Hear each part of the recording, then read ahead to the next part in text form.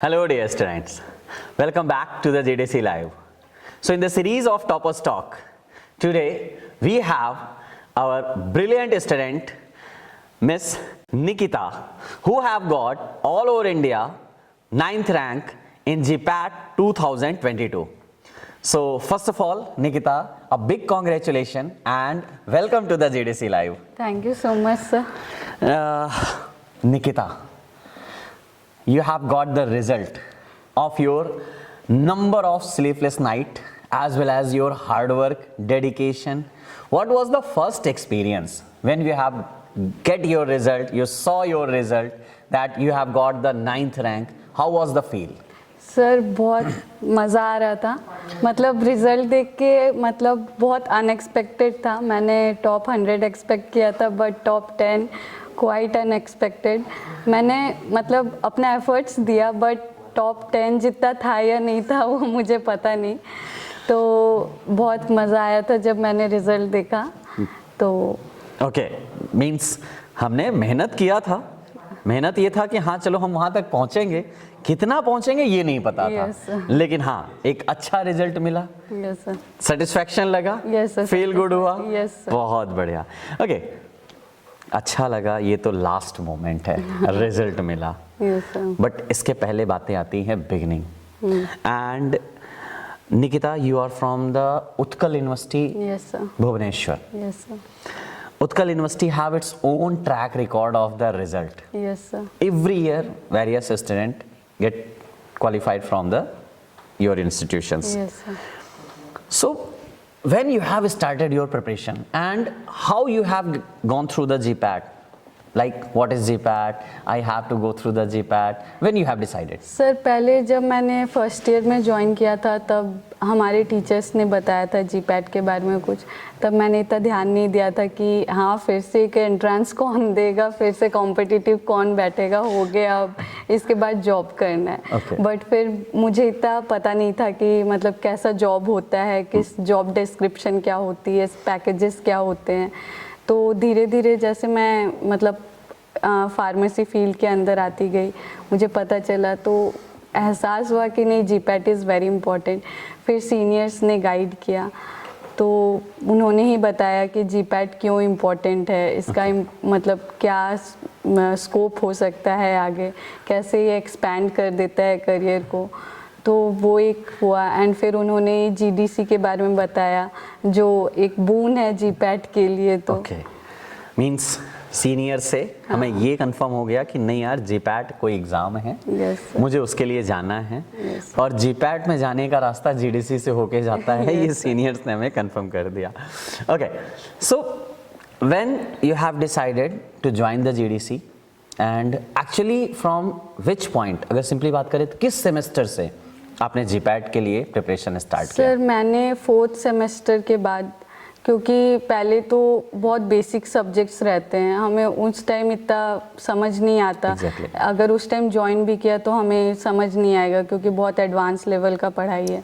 तो थोड़ा 4th semester is the best time मुझे लगता है स्टार्ट करने का preparation. Correct, means 4th semester में आपने प्लान किया कि हाँ मुझे अब जीपैट की तैयारी करनी है। Yes sir. चलो, हमने ये तो प्लान कर लिया जीपैट की तैयारी करनी है। जीपैट के बाद जीडीसी की आपने कब तैयारी की और कब आप जीडीसी में एनरोल्ड हुए कि नहीं मुझे अब सीरियसली पढ़ना है और रिजल्ट मुझे लाना है? सर मतलब सीनियर्स ने ही बोला था कि बेटर होगा अगर 4th सेमेस्टर से ही स्टार्ट करो।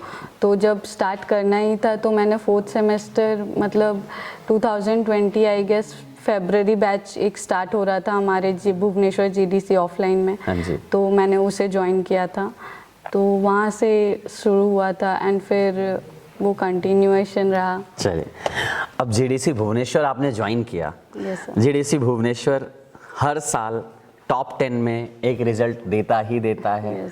2020, 21 एंड नाउ 22। ओके, सो एक रिकॉर्ड हमारा चलता रहा है कि हाँ हमारा जीडीसी से रिजल्ट आना ही आना है और भुवनेश्वर उसमें हमारा पार्टिसिपेशन देना ही देना है। सो क्या ऐसा आपको सबसे पहला चेंज लगा कि मुझे जीडीसी में आने के बाद क्या सबसे बेस्ट पॉइंट मिला और कैसे वो मेरे प्रिपरेशन के लिए सबसे ज़्यादा हेल्पफुल रहा? सर जीडीसी में आने से पहले ना सारे सब्जेक्ट्स मतलब पढ़ने का तरीका डिफरेंट होता है। पहले तो ये वो जीडीसी ज्वाइन करने के बाद पता चला। हर सब्जेक्ट को अलग तरीके से पढ़ना होता है, हर सब्जेक्ट के लिए अलग वे ऑफ मतलब क्वेश्चन सॉल्विंग होता है। वो सब कुछ जीडीसी ने सिखाया, बेसिक कॉन्सेप्ट्स क्लियर हुए जीडीसी से, तो वो एक बेनिफिशियल पॉइंट रहा मेरे लिए। तो उसके थ्रू हम हाँ, उसके थ्रू आगे एडवांस लेवल को चलिए। ओके, अब जीडीसी ज्वाइन हो गया, हमें पढ़ना है। अब पढ़ने की बातें आती हैं, तब हम चलते हैं बुक्स पे। यस रेफरेंस बुक, बहुत ज़्यादा कन्फ्यूजन रहता है। रेफरेंस बुक पे जाना है तो कौन कौन सी रेफरेंस बुक प्रेफर करना है, मॉड्यूल्स कितना ज़्यादा जीडीसी के सफिशिएंट्स हैं, आपका क्या एक्सपीरियंस रहा और आपने कैसे फॉलो किया? सर, जीडीसी के मॉड्यूल्स तो बहुत प्रिसाइज वे में दी गई है, वो एकदम सफिशिएंट होती है अगर क्वालिफाई करना है तो। एंड फिर जीडीसी के जो लाइव क्लासेस होते हैं वो मॉड्यूल से एग्जैक्ट फॉलो अप करते हैं। तो जब भी लाइव क्लासेस करते हैं तो हम मॉड्यूल्स लेके बैठते हैं। Correct. तो एंड लाइव क्लासेस में जो भी एक्स्ट्रा पॉइंट्स बोले जाते हैं वो हम मॉड्यूल में ऐड कर सकते हैं। बिल्कुल। वो वहाँ पे हमारा लाइव क्लासेस एंड मॉड्यूल दोनों कवर अप हो गया। एंड फिर उसके बाद हम नेक्स्ट स्टैंडर्ड बुक्स को मूव ऑन कर सकते हैं। वो एक इजी वे हो जाता है क्योंकि हमें बेसिक कॉन्सेप्ट समझ आ गए होते हैं क्लासेस एंड मॉड्यूल्स के थ्रू। तो स्टैंडर्ड बुक्स पे जाना इजी हो जाता है उस टाइम पे, तो वो जल्दी समझ आ जाता है। एंड स्टैंडर्ड बुक्स में बहुत सारी चीज़ें दी होती हैं जो सब कवर अप करनी नहीं होती एंड टाइम भी नहीं होता, हमारे पास सिलेबस बहुत वास्ट है। तो क्लासेस के थ्रू हमें स्पेसिफिक चीज़ें पता हो जाती हैं जो हमें स्टैंडर्ड बुक्स में पढ़नी है। तो उसके बाद स्टैंडर्ड बुक्स जाना बहुत ईजी। एंड जब प्रिपरेशन स्टार्ट कर रहे होते हैं तभी स्टैंडर्ड बुक्स पे मूव ऑन करना, उससे नोट्स बनाना हो तो नोट्स बनाना वो कर लेना चाहिए, क्योंकि फिर उसके बाद रिवीजन करना इजी हो जाता है। क्योंकि अगर हम लोग एक बार मतलब बाद में अगर स्टैंडर्ड बुक्स को गए तो एग्ज़ाम का टाइम पास हो जाएगा एंड वो स्टैंडर्ड बुक्स तो बहुत बड़ी होती है, वो कवर अप नहीं होंगी। बहुत बढ़िया। मींस हमने एक ऐसा प्लान बनाया कि हम सबसे पहले मॉड्यूल्स पढ़ लिए, क्लासेस कर लिए, मॉड्यूल्स में हमने ऐड ऑन कर लिया और उसी के साथ में हम रेफरेंस बुक देख लिए। तो इससे क्या होगा कि हमारा नोट्स भी रेडी है और हमने बुक भी रीड आउट कर लिया, तो हमारा एक कॉन्फिडेंस भी बिल्डअप हो चुका है कि हाँ हमने बुक पढ़ा है और हमारा कॉन्फिडेंस रेडी है। बढ़िया। अब इसी पॉइंट पे एक नेक्स्ट हमारा पॉइंट आता है कि जब हम पढ़ रहे होते हैं और खास तौर पर जब रेफरेंस बुक की बात आती है, रेफरेंस बुक पढ़ना और रेफरेंस बुक को क्या उसमें इंपॉर्टेंट है, क्या नहीं इंपॉर्टेंट है, ये हमारे मन में सबसे पहले क्वेश्चंस रहता है। Yes sir. आपके साथ ऐसा कभी हुआ? यस सर, ये बहुत इंपॉर्टेंट चीज़ है। अगर हम लोग रेफरेंस बुक पढ़ रहे हैं एंड उससे हम लोग इंपॉर्टेंट या स्पेसिफिक पॉइंट पिक आउट नहीं कर पाए तो उसे पढ़ने का कोई मतलब नहीं बनता। तो उससे बेटर है रेफरेंस बुक फिर आप मत पढ़ो अगर आप इंपॉर्टेंट नहीं निकाल पा रहे हो, तो वो फिर टाइम वेस्ट हो जाता है पूरा प्रॉपर। तो मेरे हिसाब से जब भी आप एक रेफरेंस बुक पकड़ रहे हो तो उससे हमेशा नोट्स बना लो इम्पॉर्टेंट पॉइंट्स के या मार्क कर लो उसमें, तो वो एक बेटर वे होता है उसको पढ़ने का, क्योंकि सब कुछ इम्पॉर्टेंट होता नहीं। एंड क्या इम्पॉर्टेंट है ये हमें क्लास के थ्रू पता चल जाता है, क्योंकि क्लास में सब कुछ टीचर्स कभी नहीं पढ़ाते। जो स्पेसिफिक है, जितना इम्पॉर्टेंट है या ज़रूरी है उसके, तो उसके अराउंड ही हम लोग को रेफरेंस बुक भी पढ़ना होता है और उससे हमारा पूरा प्रिपरेशन हो गया, वो उन्होंने कंप्लीट कर लिया। बढ़िया। अब इसी पॉइंट पे थोड़ा सा नेक्स्ट पॉइंट होता है कि चलो हमने नोट्स बना लिया है, वो हमारे रिवीजन में भी काम आएगा, अभी हमारा रेडी भी हो चुका है सारी चीज़ें। अब हम मूव ऑन करते हैं क्वेश्चंस की तरफ। क्वेश्चंस के मूव ऑन करने से पहले सबसे पहला पॉइंट आता है प्रीवियस ईयर का क्वेश्चन पेपर। आपके अकॉर्डिंग और आपने कितने प्रीवियस ईयर क्वेश्चन सॉल्व किए और कितना आपको उसको बेनिफिट मिला? सर मैंने तो मेरे अकॉर्डिंग अगर एक टॉपिक कवर कर रहे हो तो उसी टाइम उसका एमसीक्यू लगा लो, वो एक बेटर वे है रिवीजन के लिए। एंड हमें उससे एनालिसिस भी हो जाता है कि हमें वो पर्टिकुलर टॉपिक कितना समझ आया है। अगर उसके हम लोग पढ़ लिए एंड उसको एमसीक्यू में अप्लाई नहीं कर पा रहे तो वो वर्थलेस है पढ़ना उसका फिर। एंड फिर लास्ट प्रीवियस ईयर क्वेश्चंस है तो वो मतलब हम लोग टॉपिक वाइज भी जा सकते हो, वो जीडीसी ऐप पे है topic wise questions last year के भी होते हैं। तो वो एक मतलब तरीका है कि इस टॉपिक पर्टिकुलर टॉपिक से लास्ट ईयर कितने मतलब प्रीवियस ईयर्स में कितने क्वेश्चन आ चुके हैं वो एनालाइज करने का, एंड किस टाइप के क्वेश्चंस आते हैं तो हम लोग वो भी एनालाइज करना इम्पोर्टेंट है। हाँ, साथ में। अब यहीं पे पॉइंट आता है टेस्ट की बात जब हम बात कर रहे हैं, टॉपिक वाइज टेस्ट की बात कर रहे हैं, Yes, sir. तो टॉपिक वाइज टेस्ट जीडीसी के ऐप पे अनलिमिटेड है। हाँ, यस सर। चाहे आप फार्मा हेल्पिंग हैंड टेस्ट की बात Yes, करें या आप डेली क्विज की बात करें, वीकली टेस्ट की बात करें या हमारे ड्रग इंस्पेक्टर फार्मासिस्ट के टेस्ट होते हैं, आपके लिए कौन सा टेस्ट कितना इम्पोर्टेंट रहा? सर मैंने तो जीडीसी के जितने भी मतलब ऐसे वीकली टेस्ट हो या डेली क्विजेस हो, फार्मासिस्ट डीआई जो भी अवेलेबल है मैं सब देती थी। ओके सब मतलब ऑलमोस्ट सब देने की कोशिश, ऐसा तो नहीं होता था कि हर दिन ही दे पाओ क्योंकि शेड्यूल टाइम पे आता है। Correct. अगर उस दिन कुछ और टेस्ट रहा या कुछ और, मतलब मोस्ट ऑफ द टाइम मैं कोशिश करती थी कि वो आ रहा है अगर तो मैं उसे अटेम्प्ट कर पाऊँ। एंड जीडीसी का एक बेनिफिट पॉइंट है कि वो लेंथ ऑफ ड्यूरेशन रहता है वो टेस्ट का, आप इवनिंग टू नाइट में अटेम्प्ट कर सकते हो, तो वो एक बेनिफिशियल पॉइंट रहता है कि अगर टेस्ट 5 o'clock पे स्टार्ट हो रहा है तो 11 o'clock तक उसको अटेम्प्ट कर सकते हैं। Correct. तो वो एक ड्यूरेशन में अटेम्प्ट हो जाता है सर।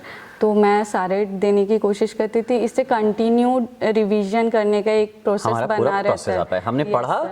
पढ़ने के बाद हम उस टॉपिक वाइज टेस्ट Yes, दे दिया, sir. हमारा पूरा कंप्लीशन हो Yes, गया। sir. ओके, एक पॉइंट आता है, वीकली टेस्ट की मैं बात करता हूँ। Yes, sir. पहला चीज तो weekly test free of cost है। हाँ, yes. ऑल ओवर इंडिया इतने सारे बच्चे टेस्ट देते हैं, और उसका एक्सप्लेनेशन कैसा आपके लिए हेल्पफुल रहा और कितना आपने उस चीज को अप्लाई किया? सर वीकली टेस्ट देना ऑल इंडिया बेसिस पे होता है, तो हमें वो इंस्टेंट पता चल जाता है कि ऑल इंडिया लेवल पे हम कहाँ स्टैंड कर रहे हैं। Correct. तो वो टॉपिक हमारे लिए ऑल इंडिया कंपटीशन में कितना लेवल के लिए कितना क्लियर है वो भी वहीं पे आ जाता है। बिल्कुल। एंड फिर उसका एक्सप्लेनेशन, तो जैसे हम लोग को कुछ रॉन्ग हुआ हो एंड उसी इंस्टेंट चाहिए होता है उसका एक्सप्लेनेशन कि ये रॉन्ग क्यों हुआ है, तो वहाँ पे ही उसका एक्सप्लेनेशन होता है, मतलब क्वेश्चन में ही। तो हम लोग को कहीं बुक वुक ढूंढ के भागना नहीं पड़ता है कि कहाँ सब हमें एक जगह समराइज्ड सब में एक मिला है। जगह मिल जाता है, वो मतलब टाइम सेविंग भी हो जाता है हमारे लिए। And most of the time अगर वो एडिशनल पॉइंट है, अगर वो हमारे पास पहले से पॉइंट नहीं था, अगर हमें वो पता नहीं है, तो वो कहीं नोट डाउन कर लेना बेटर होगा, मॉड्यूल में हो या अपने नोट्स में हो, कहीं भी वो नोट डाउन करना बेटर होता है ताकि नेक्स्ट टाइम रिवीजन में वो पॉइंट हमें मिल जाए। मतलब ऐसा हमने ढूंढना पूरे नहीं पड़े। एक्सप्लेनेशंस का ही एक नोट्स बना डाला है कि हमारे पॉइंट वाइज वो सारी चीजें कंप्लीट हो गई। बहुत बढ़िया। ओके, अब थोड़ा सा मूव ऑन करते हैं क्लासेस की तरफ। जीडीसी क्लासेस, जीडीसी भुवनेश्वर, आपको ऑनलाइन ऑफलाइन सारी चीज़ें अवेलेबल थी। Yes, आपने हर एक चीज़ को आपने यूटिलाइज किया। शुरुआत करते हैं पहले जीडीसी भुवनेश्वर में।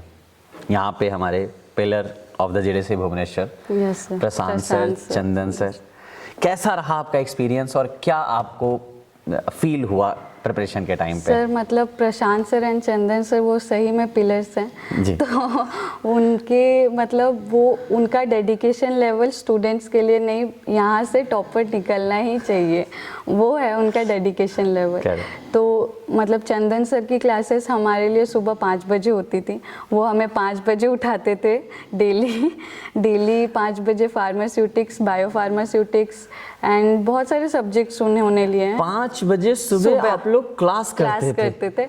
ऐसा नहीं है कि बस क्लास करते थे, सर ने प्रीवियस क्लास में क्या पढ़ाया वो भी पूछते थे, अगर आंसर नहीं आए तो डांट भी मिलती थी। Okay. तो अगर आपका नींद नहीं टूटा है तो सुबह 5 बजे कंफर्म उनकी डांट के बाद नींद टूट जाएगी।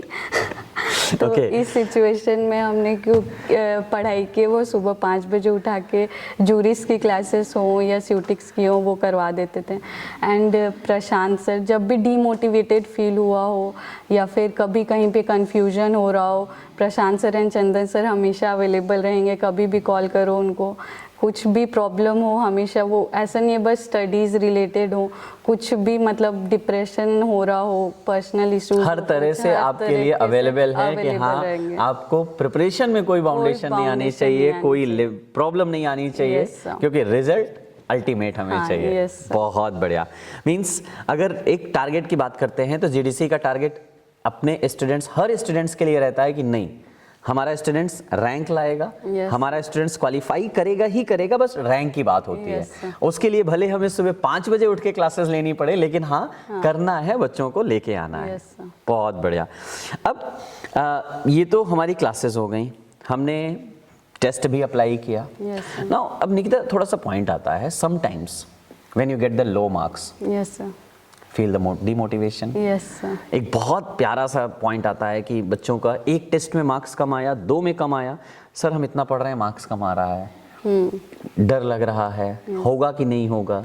क्या सिनेरियो आपके साथ था इन चीज़ों सर का? ऐसे बहुत बार हुआ है कि मतलब कुछ एक टॉपिक होगा जिसको मैंने पढ़ा है बट उसके एमसीक्यूज नहीं लग रहे हैं। मेजरली मेरा ऐसा हुआ था फर्स्ट ईयर में केमिस्ट्री वाले सब्जेक्ट्स में कि मुझे केमिस्ट्री टफ लग रहा था उस टाइम पे, तो मैंने इतना फोकस होके पढ़ा भी नहीं था, बट जितना पढ़ा था उससे एमसीक्यूज नहीं लग रहे थे मेरे केमिस्ट्री के।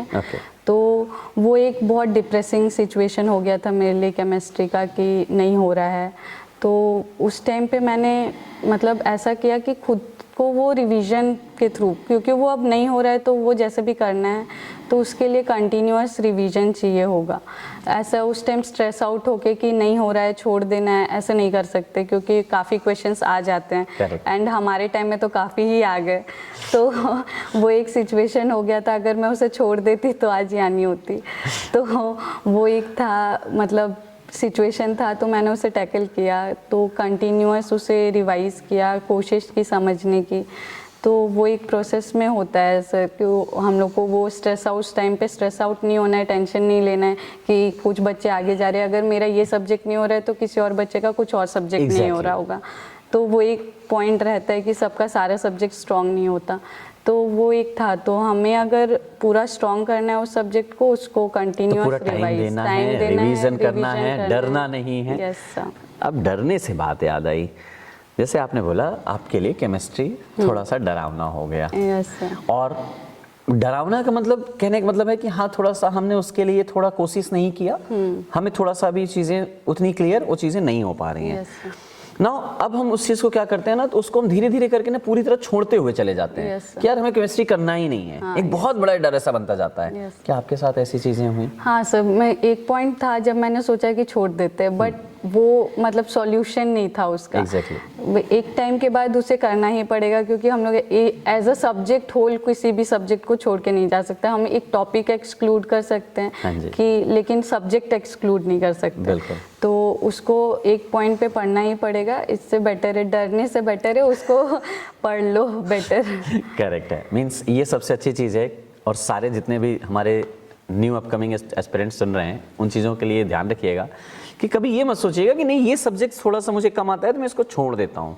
डरना नहीं है, टाइम बहुत है, ज़रूर प्रिपरेशन करना है और उस चीज़ को क्वालिफाई करना है। ओके, अब दूसरे पॉइंट पे यहाँ पे आता है कि जब हम प्रिपरेशन कर रहे हैं, हमने पढ़ लिया, हमने टेस्ट दे दिया ना, अब एक पॉइंट आता है कि जब हम समटाइम्स हमने बहुत अच्छे से पढ़ाई किया है, लेकिन उस टेस्ट के कुछ क्वेश्चंस मेरे पढ़े हुए और मैंने सिली मिस्टेक्स किए होंगे। हाँ, ये सब होता है सर। वो एक हैबिट थी। वो कितना ज़्यादा आपको जेडीसी में टेस्ट देने के बाद, जितने टेस्ट आपको कराए गए, चाहे क्लास टेस्ट रहे होंगे, चाहे आपके फर्दर टेस्ट रहे होंगे, क्या आपके फाइनल एग्ज़ाम में उससे कोई बेनिफिट हुआ? यस सर, ज़रूर। ऐसा बहुत बार हुआ है मैंने। मोस्ट ऑफ द टाइम हम लोग नेगेटिव पॉइंट जैसे एक्सपेक्ट होता है क्वेश्चंस में, नॉट होता है, ये छूट जाते हैं। करेक्ट। तो स्टेटमेंट्स वाले क्वेश्चन में 2 स्टेटमेंट्स कंफ्यूजिंग लगते हैं। तो ये सारी चीज़ें होती हैं। ये सारी चीज़ें कंटिन्यूअस एमसीक्यूज़ लगाने से, कंटिन्यूअस टेस्ट देने से ही मतलब वो क्वेश्चन को फोकस जाता है कि नहीं यहाँ पे एक्सपेक्ट है, यहाँ पे नॉट है, ये सब पे वो धीरे धीरे ही फोकस जाएगा। तो ये मतलब टेस्ट, जीडीसी की टेस्ट ही बेनिफिशियल रहती थी इसमें, क्योंकि मैंने कभी किसी और चीज़ को ऑप्ट किया नहीं है। तो कंटिन्यूअस जीडीसी की टेस्ट देने के वजह से, एंड ये है ना, हमारे जीडीसी के टेस्ट में ऐसे क्वेश्चंस काफ़ी डाले जाते हैं जिसमें एक्सपेक्ट हो, नॉट हो, तो वो एक हमने प्रैक्टिस किया है कि फाइनल में ऐसे आते हैं, तो वो हमें फोकस इंक्रीज करने पे हेल्प करती है। बिल्कुल। अच्छा, टेस्ट देने का कितना ज़्यादा हमारे लिए इन्वायरमेंट, सिमिलर इन्वायरमेंट हमको फील हुआ जब हम जीडीसी के टेस्ट देते थे और जीपैट का टेस्ट देने गए, तो कितना हमें उससे रिलैक्सेशन मिला? हाँ सर, ये एक इम्पॉर्टेंट चीज़ है कि अगर हम जब भी कोई टेस्ट दे रहे हो तो इन्वायरमेंट वैसा ही रखे जैसा हमें जीपैट में मिलने के चांसेस हैं। करेक्ट। क्योंकि मोस्ट ऑफ द टाइम मेरा एक टेबल, स्टडी टेबल होता है, वो मैंने अपना सेटअप क्रिएट कर रखा है जहाँ पे मैं पढ़ती हूँ। तो मैं वैसे ही सेटअप बना के रखती हूँ कि अराउंड मेरे वैसा टेबल हो जैसे जीपैट में मिले, वैसा सिनेरियो थोड़ा क्रिएट करती हूँ अपने आसपास की, जो मेरा वो फोकस जीपैट के टाइम पे भी वैसे फोकस में मैं रहूँ, ताकि मतलब वो सिमिलर इन्वायरमेंट मुझे लगे, एटलीस्ट इन्वायरमेंट सिमिलर हो तो थोड़ा कॉन्फिडेंस बिल्डअप हो जाता है। थोड़ा कॉन्फिडेंस बिल्डअप होगा, थोड़ी एंजाइटी कम होगी। ऐसे लगेगा कि नहीं ये सिचुएशन मैंने पहले फेस किया हुआ है तो डरना नहीं है, तो वो एक कॉन्फिडेंस को इंक्रीज कर देते हैं क्वेश्चन सॉल्व करने के लिए। तो मोस्ट ऑफ द टाइम हमें वैसे ही इन्वायरमेंट में एग्जाम देना चाहिए जैसे हम फेस करने वाले हैं। बहुत बढ़िया। अब थोड़ा सा आप जब ऑनलाइन की क्लासेस की बात होती है, आपने ऑनलाइन क्लासेस जब की, क्या आपको सबसे ज़्यादा बेस्ट और वो लगा कि हाँ ऑनलाइन क्लास में मेरे लिए सबसे ज़्यादा बेनिफिशियल क्या रहा? सर ऑनलाइन क्लासेस मैंने ऑनलाइन ऑफलाइन दोनों की।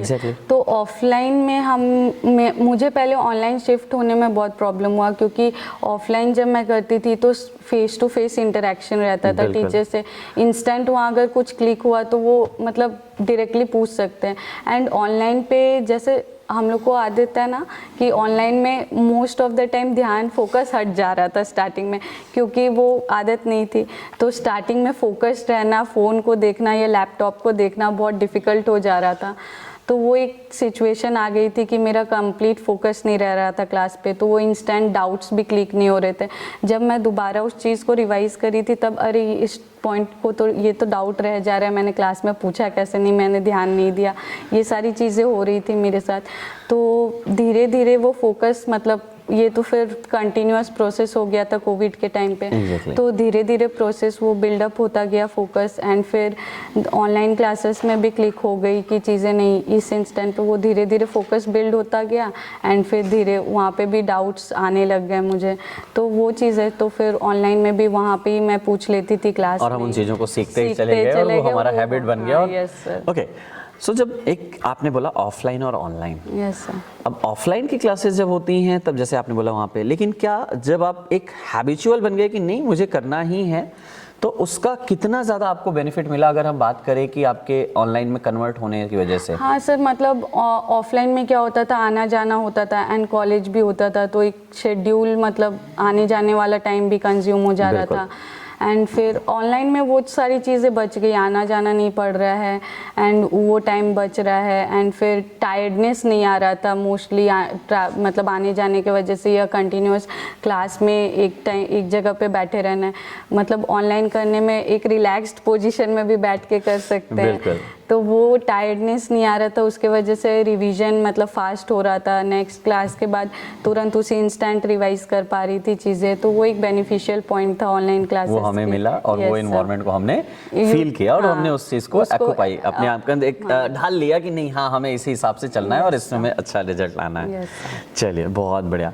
अब एक पॉइंट आता है कि अगर हम अपने कुछ हमारे लाइफ में ऐसे मोमेंट्स आते हैं जो हमारे एग्जैक्टली लाइफ को चेंज कर देते हैं, एज अ निकिता वो क्या मोमेंट था जहाँ से ये लगा नहीं यार अब मुझे करके दिखाना है और मुझे वो मुकाम चाहिए जहाँ पे आज आप हो, वो हम सोचते हैं कि मुझे करके दिखाना है? सर ये चीज़ें तो मतलब धीरे धीरे मेरे साथ हुई, ऐसा मतलब ऐसा कोई सिचुएशन नहीं है कि मैंने, जब आप ही आए थे 2020 में तो उस टाइम पे मैंने देखा था तो आपसे मिलना है, मतलब उस टाइम मैं इंट्रोड्यूस नहीं करवा पा रही थी आपको खुद से, तो वो एक सिचुएशन था, नहीं खुद को इंट्रोड्यूस करवाना है सर से, मिलना है सर से, वो एक सिचुएशन था कि नहीं मुझे भी वहाँ पहुँचना है जहाँ पे मैं मिल पाऊँ सर से। वो एक सिचुएशन था वहाँ पे 2020 में, मैंने सोचा नहीं क्वालिफाई तो एटलीस्ट हो जाए।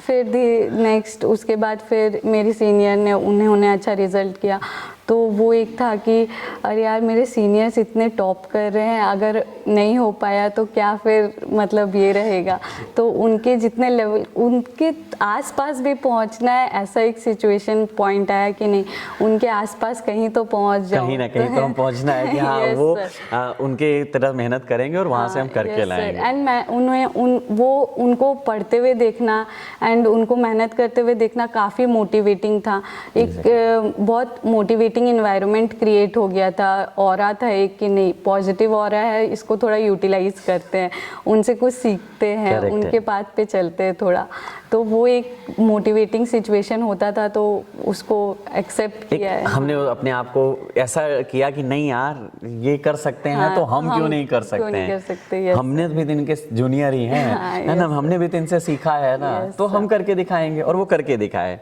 गुड, और बहुत अच्छा करके दिखाए, है ना। तो इस चीज़ के लिए ना लिटरली बिग कॉन्ग्रेचुलेशन आपके लिए बनता है। Thank you, sir. अब एक पॉइंट यहाँ पे अगर हम बात करते हैं कि हमारी, मैं एंडिंग की बात पे आता हूँ, तो जब हमारा एक प्रेशर हैंडलिंग की बात आती है, वैसे तो हमारे मेंटोर हैं, जीडीसी फैमिली आपके लिए हमेशा खड़ी रहती है, आपको क्या फील हुआ और कैसा आपके लिए एनवायरनमेंट था इस चीज़ के लिए? सर एंड तक तो एक तो फॉर्म डिले हो रहा था, वो एक बहुत प्रेशराइजिंग सिचुएशन था। कंटिन्यूअस रिवीजन मेंटेन करना वो एक बहुत, एंड टेस्ट देना तो बहुत ही ज़्यादा प्रेशराइजिंग था। कभी कभी मतलब ऐसा होता था, डिप्रेशन होता था, नहीं आ रहा है यार, नहीं हो रहा, अब छोड़ देते लास्ट मोमेंट में आके, क्योंकि बहुत ज़्यादा स्ट्रेसफुल सिचुएशन हो गया था हमारे टाइम में। तो वो एक था, तो उस टाइम पे मैं most of the time teachers से कांटेक्ट करती थी कि सर ऐसे हो रहा है, बहुत ये डिप्रेसिंग लग रहा है। तो उस टाइम पे सर ने बोला सिर्फ मेरे लिए तो ऐसा सिचुएशन नहीं है, सबके लिए इक्वल सिचुएशन है। तो वो एक चीज़ था, वहाँ पे सर ने मोटिवेट रखा थोड़ा, टीचर्स मोटिवेट करते थे, वो एक सिचुएशन हुआ। एंड सेल्फ मोटिवेशन भी थोड़ा था, पेरेंट्स ने मोटिवेट किया, बहुत ज़रूरी। हाँ, पेरेंट्स का सपोर्ट कंटिन्यूअस था। तो ये ऐसी चीज़ें मतलब होती गई कि नहीं, मोटिवेटेड रहना है एंड करना है, तो वो सारी चीज़ें। एट द लास्ट एक पॉइंट आता है निकिता, एट द एंड, शुरुआत में तो आपके लिए ऑनलाइन कॉलेज भी क्लासेस हो गई होंगी कोविड की वजह से, लेकिन आपको बाद में ऑफलाइन में भी कन्वर्ट होना पड़ा होगा।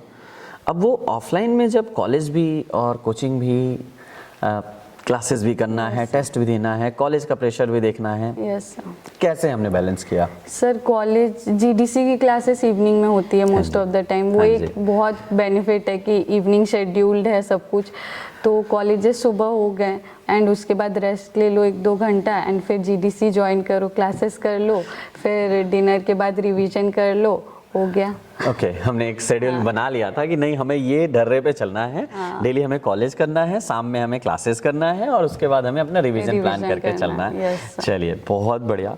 और Nikita, really you are the proud of the GDC कि हाँ, हमारे बच्चे अच्छा करते हैं और वो हर साल ऐसे ही करते रहें। अब अगर निकिता के रूप में हम बात करें कि आने वाले आपके जूनियर्स, आपने अपने सीनियर्स को देख के पढ़ा, अब अगर आपके जूनियर्स आपसे बेस्ट एडवाइस चाहें तो क्या आप बोलना चाहेंगे उनके लिए? सर मैं तो बोलूँगी कि कंसिस्टेंट रहना बहुत इम्पोर्टेंट है। बहुत सारे बच्चे होते हैं बीच में गिव अप कर देते हैं, मेरे बैच से भी किया है, बहुत लोगों ने सीनियर्स के बैच से भी किया है। तो वो गिव अप वाला सिचुएशन, जितना भी गिव अप वाला सिचुएशन है, गिव अप नहीं करना है। बिल्कुल। मेरे खुद के लाइफ में भी आया था एक पॉइंट आया था कि नहीं यार अब नहीं होगा, अब छोड़ देते हैं।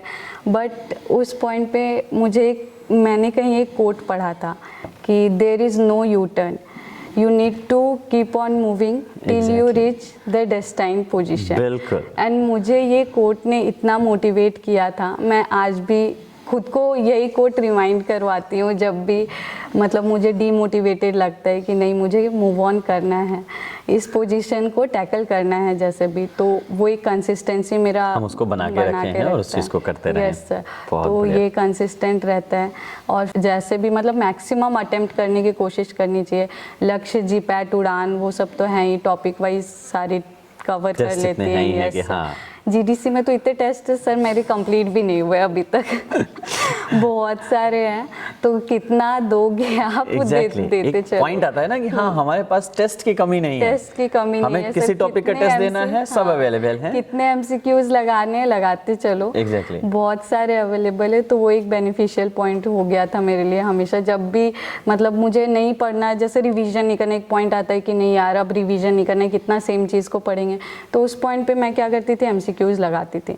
तो जैसे मतलब अप्रॉक्स अगर आप 6 डेज कंटिन्यूसली पढ़ रहे हो तो 7 डे टायर लगेगा। तो मैं क्या करती थी ना, अपना शेड्यूल ऐसे बनाते, 6 डेज थ्योरी रिवीजन जो भी की, एंड वो उस मतलब ऐसा नहीं है कि वो 6 डेज मैं एमसीक्यूज नहीं लगाती थी, मैं लगाती थी, बस 7 डे पे मुझे ब्रेक चाहिए होता था। तो मैं 7 डे रिवीजन एंड थ्योरी से ब्रेक लेके मैं उस दिन सिर्फ एमसीक्यूज लगा लिया, या फिर प्रीवियस एमसीक्यूज़ को देख लिया, जो नेगेटिव था उसके एक्सप्लेनेशंस देख लिए, ऐसे कर करके मैंने अपना प्रैक्टिस मेंटेन रखा। तो कंसिस्टेंसी, रिवीजन, एमसीक्यूज़ लगाना एंड हार्ड वर्क, ये की फैक्टर हैं जिनके थ्रू चलना है। चलिए, बहुत बढ़िया। एंड आई होप आप अपने लाइफ में ऐसे ही आगे बढ़ें, नई नई ऊंचाइयों को छुएं। पूरी जीडीसी टीम की तरफ से आपके लिए हमारी यही बेस्ट विशेस हैं, क्योंकि जीडीसी है तो मुमकिन है। हम करते दिखाते हैं, कहते नहीं, करते आए हैं और करते रहेंगे। थैंक यू बेटा, thank you for joining this session. Thank you.